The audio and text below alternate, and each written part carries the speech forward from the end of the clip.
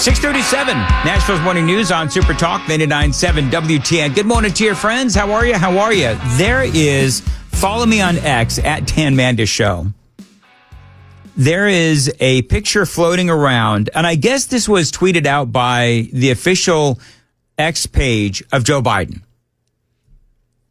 I don't know if you've seen this. Joan, have you seen this? I'm looking at it now. So what? There is a photo of what looks like the entire Biden clan, and Joe Biden is in the back of the photo. It's they're a bunch of younger generation of Bidens, and they're all on steps.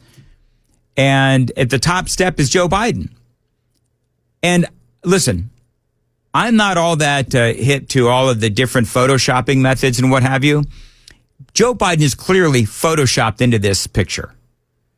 Like, to me, that is obvious. Is that obvious to you? This looks like a joke. I mean, it looks like it's a joke.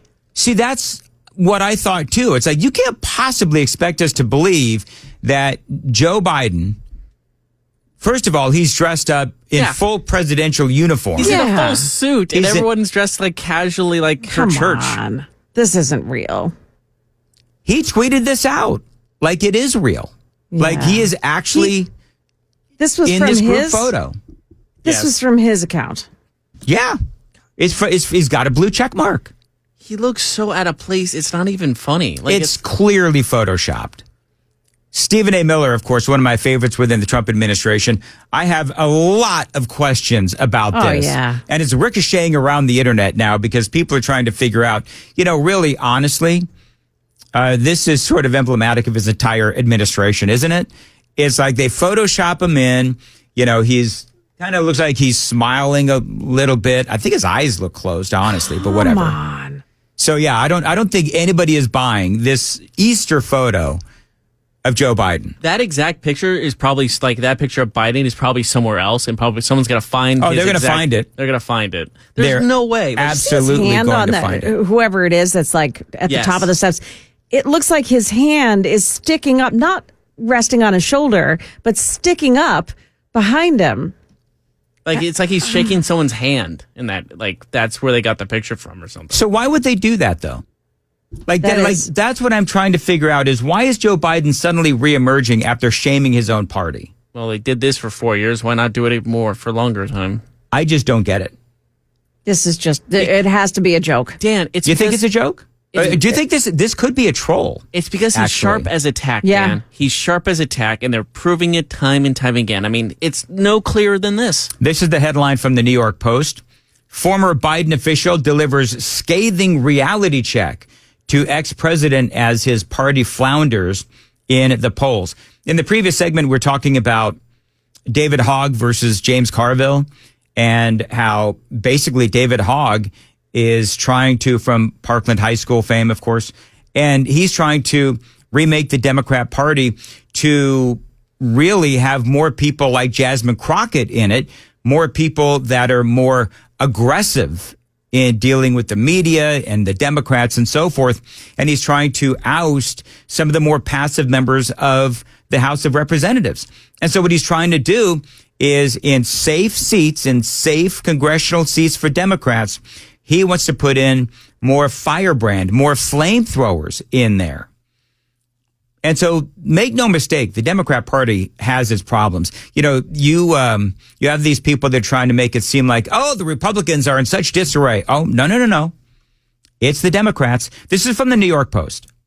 Former Biden official delivers scathing reality check to the ex-president Joe Biden as the party flounders in the polls. They say former President Joe Biden's return to the spotlight has some Democratic Party insiders, including top aides, fuming that his presence is only dredging up old wounds, according to a report. After keeping low profile, Biden reemerged on Tuesday with an anti-Trump speech in Chicago, followed by private remarks at Harvard University's Kennedy School. But the reaction from within the Democrat Party has been less of a celebration and more of a panic-inducing event, with party operatives, strategists, and Biden loyalists saying his presence came at the worst time possible. This is from The Hill. I love both Bidens dearly, but staff loyalty means there is a responsibility to provide them with an honest situational awareness, especially when it comes to their public image, no matter how hurtful it might be to hear, says Michael LaRosa, who served as Jill Biden's communications director, telling the outlet. And it just goes on to say basically that the worst part of the Democrat Party, which, I mean, right now, you have Joe Biden, again, reemerging. We also have Kamala Harris. She is out there as well. People are trying to say that she would have a chance running for the White House in 2028. Polls show that she would have a better chance, perhaps, of running for California governor. They get what they deserve, whatever there. But I think there's a lot of things wrong right now with the Democrats, and Joe Biden is most certainly one of them. There is also a tone deafness that is out there because, as we've been talking about throughout the morning, they are on the wrong side of a lot of issues. Illinois has defied Donald Trump's executive order banning transgender athletes from female sports. Now, you're not going to find, I mean, there's so many issues where the Democrats are on the wrong side of things, but this is a big one. Remember what Donald Trump said. The blue states, I don't know, maybe they'll totally disappear off that map. It's like, you know, they don't learn because, you know, like men and women's sports, I say we become the party of common sense. Men and women's sports is not a winner for them. But I saw somebody fighting like hell for the fact that a man should partake in women's sports, a Democrat, a radical left lunatic, and they're still going at it. Yep. And we shouldn't really fight them too hard until just about a week or two before the election. Just let them go. Let them keep going, and then about a week before the election, just blast the hell out of them. See, I think Trump is right. I mean, listen, if they want to side with the illegal alien gang members, let them side with the illegal alien gang members. If they want to side with men playing on women's sports teams, then by all means, allow them to do it. Let them do it. Don't fight them. And America can basically shake its head at the Democrats right before the midterm elections. It is 6:45. Time to check the roads on WTN. Very much. It is raining. Weather today, high of 75. Thunderstorms this morning, and it is right now raining across Middle Tennessee. Appreciate you listening to Nashville's Morning News on Super Talk 99.7 WTN. This is the headline from the Daily Mail. Illinois defies Donald Trump's executive order banning transgender athletes from female sports. The Illinois High School Association has defied President Trump's order to ban transgender athletes from competing in female sports. Upon returning to the White House, of course, everyone knows Donald Trump signed that executive order prohibiting, not allowing transgender athletes from competition as part of sweeping changes to the nation's trans policies. Now, Illinois has become the latest blue state to rally against the federal government's position, with a high school associations revealing it would not comply amid an ongoing legal battle between the Trump administration and the state of Maine for taking a similar stance. So it's going to go through the courts. But when you look at the polling, people are absolutely against men in female spaces, like locker rooms, like bathrooms and so forth, and they're really against them playing in female sports. So no matter where you turn, no matter where you look, I believe that the Democrats are so incredibly tone deaf because they're not where the American people are. I thought this was interesting. Now, I think Harry Enton is just a hoot. Now, Harry Enton, if you don't know who he is, I play his audio all the time. He is CNN's data guru, and he was being interviewed. I thought it was interesting. He was being interviewed, and I'm not entirely certain where it was, but he talks about how Donald Trump, he really breaks it down, how Donald Trump flipped working class voters from the Democrat Party over to the Republican Party, because there is no doubt that right now, Donald Trump and the Republicans, we are the party of the working class. And when you had Treasury Secretary Scott Bessent, when he came out and he said that, I'm going to paraphrase, last few years, it has been all about Wall Street. Now it is about Main Street. That was a nod to Donald Trump with these tariffs and how these tariffs, love them or hate them, you cannot deny that we have had a lot of countries and companies move jobs here to the United States of America to avoid Donald Trump's tariffs.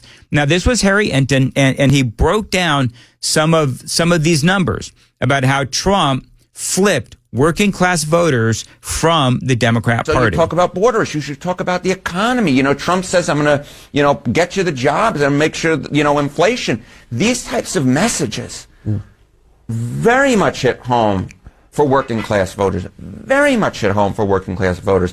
And we know that a higher percentage of the white population has a college degree than among voters of color, among Hispanics, among African Americans. So it would make sense, right, that the movements that we saw among the white working class would eventually be seen among the black working class, among the Hispanic working class. I think it all kind of just funnels from that idea that you have these elitist people who are seen as elitists on the Upper West Side of Manhattan dictating their cultural values. It's funny, when I was a kid, it was Hollywood cultural values. Now I guess it's, the Upper West Side. Upper West Side cultural values, the Upper East Side cultural values.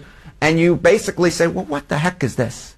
What is going on here? And so the party of the working class that was the Democratic Party, in my opinion, you look and you literally see in those exit polls that used to be even among, when you took the working class in general, because you combine both black and Hispanic working class with white, that Democrats would win that group, and it just ain't the case no more. There you go, Harry Enten. And he's right. And that goes right back to what I've been saying. It feels like it's kind of a theme this morning, accidentally, but it's been going on really since Donald Trump won the election. And that's why, by the way, that is why Donald Trump won the election. And it's because Democrats find themselves on the wrong side of every single major issue that is out there right now. We'll have to see where the whole situation with the tariffs goes. I know that, I don't know how the market's doing right now, the futures. Are they still down, Joan Jones? Yeah, they sure are. In fact, they're losing ground a little bit here. Okay, yeah. So we'll continue to watch, not only the futures, but also what happens after the market opens at 8:30. But, we've had we've had a tough time since the tariffs have come on board, and since that conversation has continued to evolve. Donald Trump is negotiating with all of these different countries. We also know that really Donald Trump is especially targeting China as he feel like he needs to, and that's been an ongoing conversation. 6:50 on Nashville's Morning News. Joan Jones, what's coming up in the news at 7? So Davidson County residents are on the lookout for an important piece of mail. Maybe it was in your mailbox last week, could be in the mail this week. We'll tell you what it is. Also, why filling up at the gas pump is a little less hard on the wallet today. Those stories and more coming up at 7 o'clock on Super Talk 99.7 WTN.